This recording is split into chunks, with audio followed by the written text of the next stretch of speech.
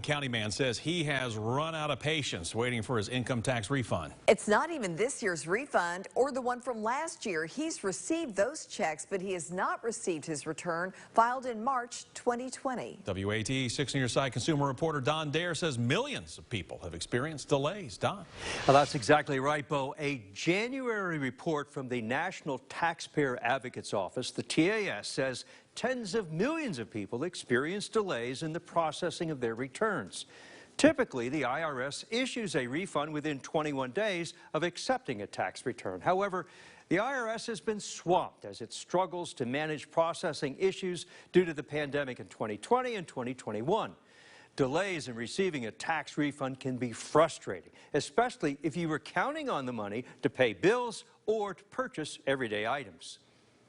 Have you even ever looked for a horn? Brian Leach works alongside his dad at an auto parts store that his father owns in Harriman.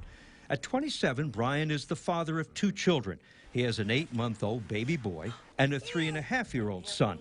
Brian and his wife work full-time. Amber Leach, Brian's sister, is a part-time bookkeeper at the store. She has filled out income tax returns for her brother and others for years. Brian should have received a $5,300 refund from the IRS 2 years ago. It's never arrived. The 19 return, that's the only one we had an issue with. And what's the issue? Don't really know. We've contacted multiple times trying to get a hold of somebody to talk to. They put us off on somebody else and keep putting us off on somebody else. This is a copy of his 2019 income tax return that I filed. It was very simple. I mean, they don't itemize. It's just a straightforward 1040. I've filed taxes for years and I've never had this problem with anybody. We try to get an appointment with an office and they tell us it's closed, not accepting anybody. It's just, we've gotten nowhere with them. With his sister's help, Brian already received his tax refund this year, and there was no trouble getting his money last year. The IRS sent this letter in early 2021, requesting additional information from Brian regarding his 2019 return. They wanted us to send proof of income and proof of identity, which we have here. These are the dates of his paychecks where they asked for verification of income. We've got the date and the check numbers. Also, we sent a copy of birth certificate and driver's license to double check that they could confirm identity. This fax was the last correspondence. We had already mailed all of this stuff to them twice. It just seems like nobody wants to deal with it. They push it off on other people and say this person should handle it or this person should handle it.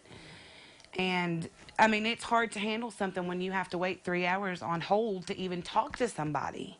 Even though we both work jobs, but, that amount of money could help out quite a bit with kids. And now that we have 2 kids, that $5,000 would help out tremendously. The IRS says in 2020, its offices were closed due to the pandemic, creating a backlog of unprocessed 2019 tax returns.